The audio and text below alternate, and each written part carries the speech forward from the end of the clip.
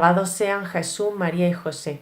Hola, vamos a ver la existencia de la corredención mariana, la parte 5. Ya hemos visto en las 4 partes anteriores las bases que hay para defender esta idea de la corredención mariana, que todavía no se ha definido como dogma de manera solemne por parte de la Iglesia, pero que el cielo lo quiere, la Virgen lo ha pedido en las apariciones de Ámsterdam.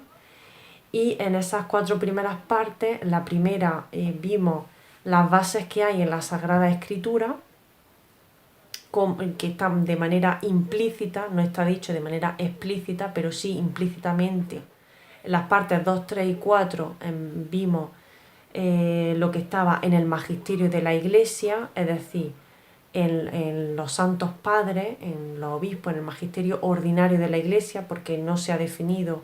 Está el magisterio extraordinario, que es cuando el Papa habla de manera ex cátedra, cuando define un dogma, precisamente, que todavía no se ha hecho en este caso, o alguna cosa en relación a la fe y a la moral, que sea de forma definitiva, para ser creído, para la Iglesia Universal. Entonces hay que creerlo obligatoriamente. Entonces, en ese magisterio extraordinario todavía no está el tema de la corredención, pero sí en el magisterio ordinario, que es la encíclica de los santos padres, los documentos magisteriales del Papa, de los obispos y demás.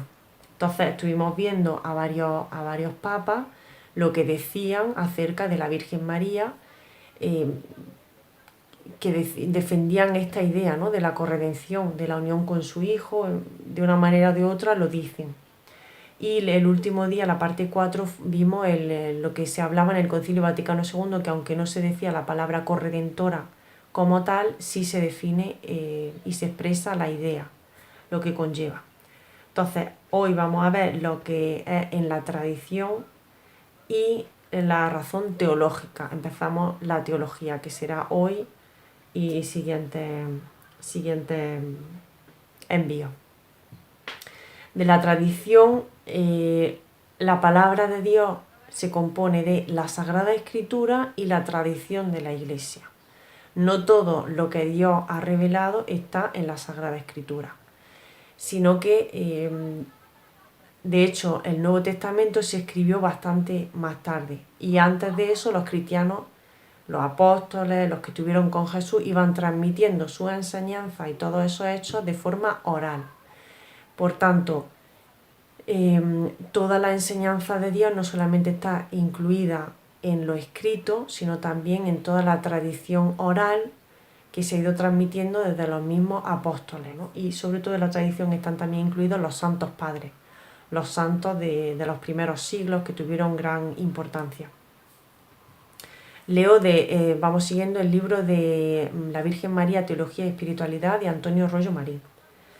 Entonces, en la tradición, el magisterio de la Iglesia, que es lo que dicen el Papa, los obispos en comunión con el Santo Padre, ese magisterio de la Iglesia en torno a la corredención mariana se apoya, como hemos visto, en el testimonio implícito de la Sagrada Escritura y en el claro y explícito de la tradición cristiana. Es decir, el magisterio de la Iglesia se apoya, por una parte, en la Sagrada Escritura y por otra parte en la tradición, porque todo ese conjunto está el depósito de la fe, lo que Dios ha revelado.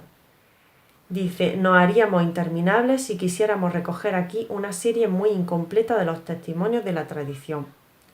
Basta decir que desde San Justino y San Ireneo, desde el siglo II, el siglo II, hasta nuestros días, apenas hay santo padre o escritor sagrado de alguna nota que no hable en términos cada vez más claros y expresivos del oficio de María como nueva Eva y corredentora de la humanidad, en perfecta dependencia y subordinación a Cristo. Es decir, todos los santos padres, muchos de ellos, han hablado cada vez más claro de la Virgen María como la nueva Eva y como la corredentora. Por tanto, la tradición de la Iglesia es totalmente conforme a esta verdad mariana. Luego ya entramos en la razón teológica, es decir, teológicamente cómo se puede expresar, cómo se puede defender esta idea. Y sigo leyendo. La razón última y el fundamento más profundo de la corredención mariana hay que buscarlo en la maternidad divina de María, íntimamente asociada por voluntad de Dios a la obra salvadora de Cristo Redentor. Es decir, el primer fundamento, como ya he dicho en audios anteriores, he repetido ya más de una vez, ese fundamento de la corredención sobre todo se da en la maternidad divina, porque es madre de Dios y está incluida en el orden hipostático de una manera relativa, pero está incluida. Por eso está asociada por la voluntad de Dios, porque Dios así lo ha querido, está asociada de forma increíble a la obra salvadora de Cristo Redentor. Es decir, la encarnación del Verbo, Jesús, se ha producido con la finalidad de la redención del género humano. Esa es la finalidad de la encarnación. Por eso Dios se ha hecho hombre, para salvarnos, para redimirnos, para llevarnos al cielo. Entonces, si esa es la finalidad de la encarnación, como María es la madre del Redentor, es la corredentora. Se asocia a esa obra. Al decir su sí y se produce la encarnación, se introduce en esa finalidad que tiene la encarnación, que es nuestra salvación. Escuchemos a un eminente mariólogo contemporáneo, el padre Cuervo, explicando con gran precisión y profundidad esta doctrina fundamental. Y ahora empieza a hablar el padre Cuervo. La teología apoya esto mismo con fuerza ineludible, es decir, el tema de la corredención, porque el fin de nuestra redención comprende dos partes bien caracterizadas y distintas. Uno, la adquisición de la gracia y segundo, su distribución a nosotros. Es decir, la redención comprende, primero, que hay que adquirir la gracia, hay que comprar la gracia, entre comillas. Cristo compró esa gracia con su sangre, y después la distribución de esa gracia a nosotros. No a todos se aplica la gracia, aunque Cristo la posea, por ser Dios primero y luego por conquista con su redención. Sino que el alma tiene que colaborar, el alma tiene que decir que sí para que esa gracia entre en el alma. Tal es adecuadamente el fin del orden hipostático, en el cual quedó insertada María por razón de su maternidad divina. Esto es lo que he dicho antes. El orden hipostático es la unión de la naturaleza divina, del Verbo, con la naturaleza humana, en la persona del Hijo único de Dios, que es Jesucristo.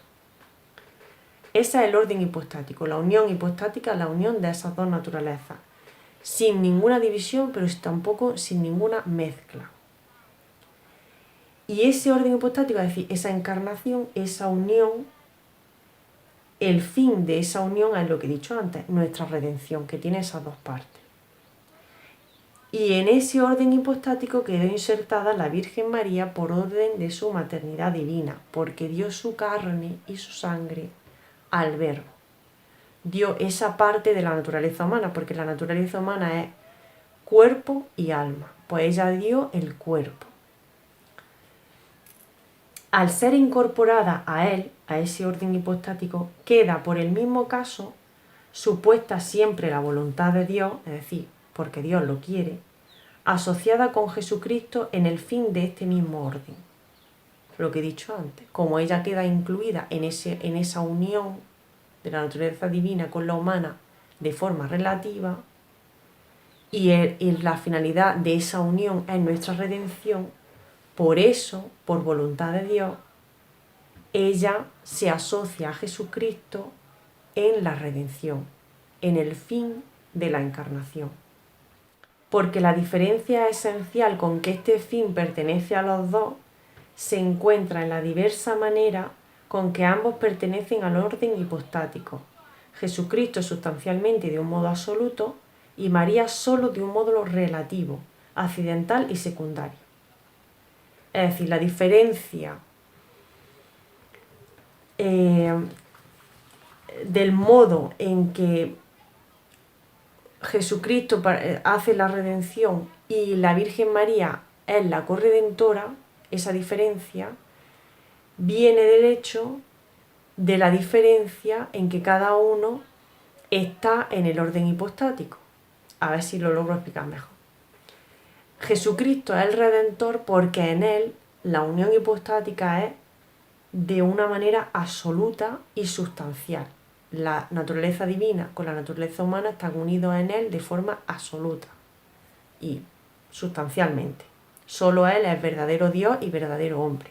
Y por eso él es el Redentor, el único por el que debemos salvarnos. Pero la Virgen María, como está incluida de un modo relativo en esa unión hipostática, ella no es verdadera diosa y verdadera mujer, no, ella no es Dios, pero sí ha dado su carne, esa parte de la naturaleza humana a Jesucristo y por tanto está ahí incluida. Por eso ella es corredentora, siempre dependiendo de su Hijo Jesucristo, no de manera absoluta, sino de manera relativa, accidental, secundaria, pero que está incluida y que Dios lo quiere, es la voluntad de Dios. Y por eso mismo Jesucristo es esencial y absolutamente el mediador y el redentor, en cuyo sentido se dice también que es el único mediador. Y María la comediadora y corredentora, porque está incluida, aunque sea relativamente, por eso mismo, porque ella tiene parte en esa unión hipostática, es la corredentora.